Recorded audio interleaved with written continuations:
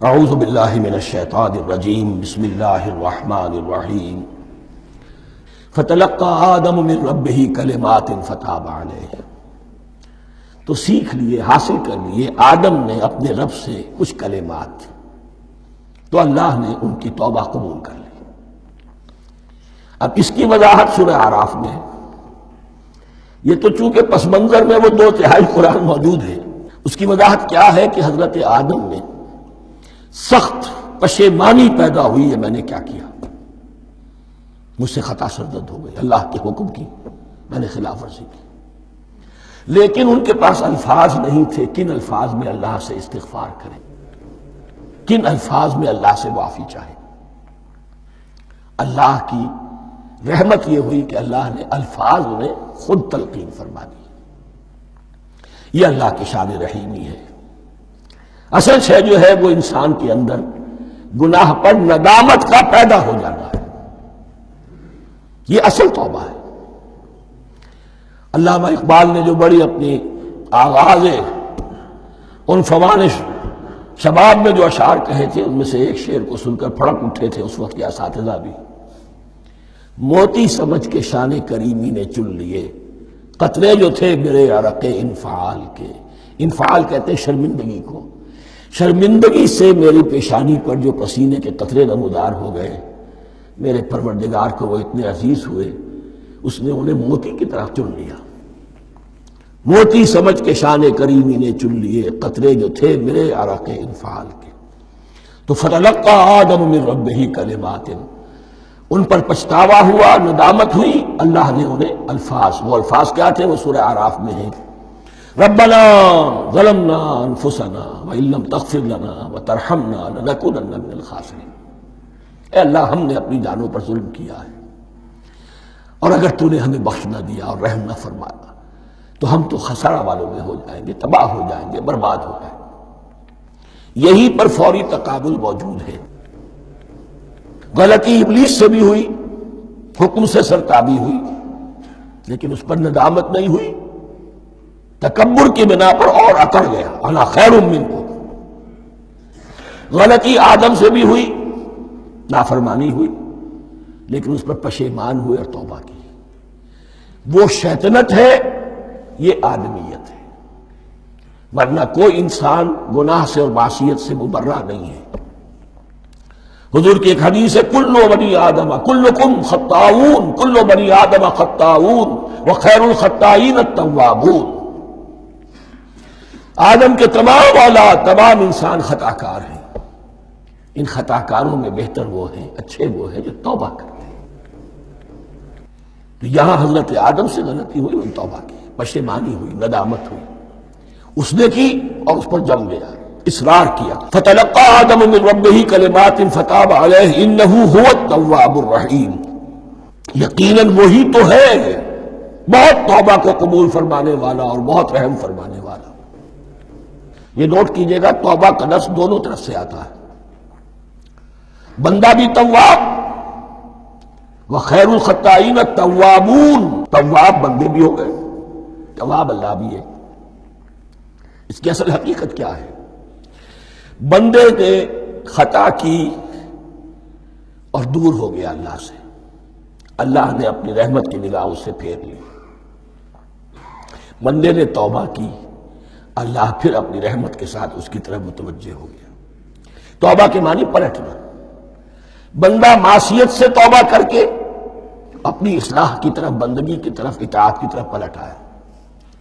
اللہ نے جو اپنی نظر رحمت پھیر لی تھی، اللہ نے پھر وہی اپنی شان غفاری اور رحیمی کے ساتھ بندے کی طرف توجہ فرما لی، جس کے لیے حدیث میں الفاظ آتے ہیں، تم اگر میری طرف بالشت بھراؤ گے میں ہاتھ بھراؤں گا، تم اگر چل کر آؤ گے میں دوڑ کر آؤں گا،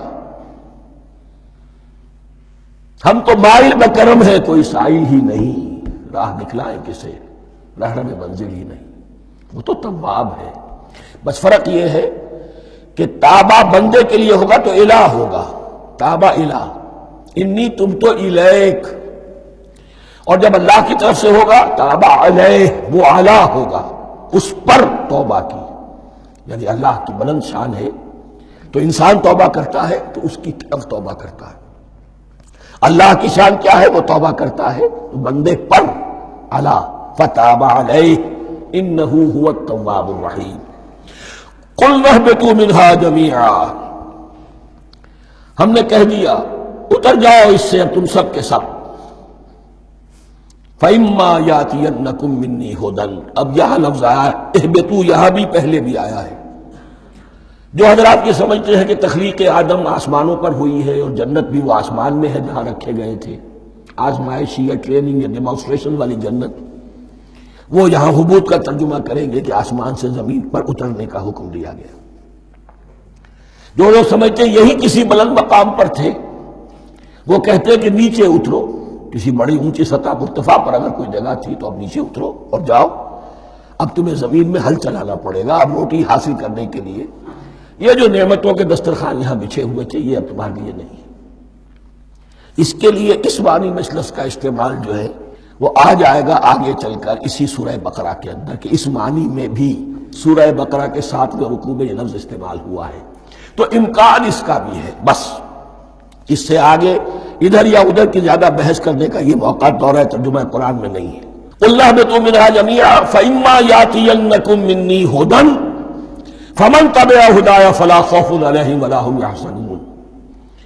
تو جب بھی آئے گی تمہارے پاس میری جانب سے کوئی ہدایت، تو جو کوئی میری ہدایت کی پیروی کرے گا اس کے لیے نہ خوف ہوگا اور نہ وہ حزن سے دوچار ہوگے. یہ ہے علم انسانی کا دوسرا گوشہ، ریویلڈ نالج. اس چوتھے رکوع کی جو حسن ہے اسے دیکھیے. شروع میں ایکوائرڈ نالج کا ذکر ہے جو پوٹینشلی حضرت آدم کی ذات میں رکھ دیا گیا اور جو انسان نے پھر اپنی محنت سے ان السمع والبصر والفؤاد اس کے ذریعے سے آگے بڑھایا. یہ علم ہے چل رہا ہے. آج مغربی اقوام ہم سے بہت آگے ہیں. کبھی ایک زمانے میں مسلمان آگے نکل گئے تھے، لیکن ظاہر بات ہے کہ اس دنیا میں عروج تو انہی کو ہوگا جو ان چیزوں میں سب سے زیادہ جس کی آگہی حاصل ہوگی. البتہ ایک علم وہ ہے جو آسمان سے نازل ہوتا ہے، یہ گیون ہے، ریویلڈ نالج ہے، یہ وحی ہے. فَإِمَّا يَأْتِيَنَّكُم مِّنِّي هُدًى، تمہارے مقام خلافت کا تقاضا یہ ہے جو احکام ہمارے آئے، جو ہدایات ہم بھیجیں ان کو تو پوری طریقے سے اس کی پیروی کرو. فَمَن تَبِعَ هُدَايَ، تو جو کوئی بھی میری ہدایت کی پیروی کرے گا فَلَا خَوْفٌ عَلَيْهِمْ وَلَا هُمْ يَحْزَنُونَ. وَالَّذِينَ كَفَرُوا، اور جو ناشکری کریں گے، کفر کریں گے، انکار کریں گے، وَكَذَّبُوا بِآيَاتِنَا، اور ہماری آیات کو جھٹلائیں گے، فَأُولَٰئِكَ أَصْحَابُ النَّارِ هُمْ فِيهَا خَالِدُونَ، تو وہ جہنمی ہوں گے، آگ والے ہوں گے، اس میں ہمیشہ ہمیشہ رہیں گے. یہ ہے گویا کہ چارٹر، اس نوع انسانی کو جو ابدی چارٹر اللہ نے دیا ہے، جبکہ زمین کا چارج دے دیا گیا خلیفہ کی حیثیت سے. یہاں یہ 4 رکوع جو ہے سورہ بقرہ کے جو میں نے عرض کیا تھا، قرآن کی دعوت، قرآن کا بنیادی فلسفہ، اس پر یہ جام ہے، اور یہ مکی صورتوں کے مضامین کا خلاصہ. صدق اللہ العظیم.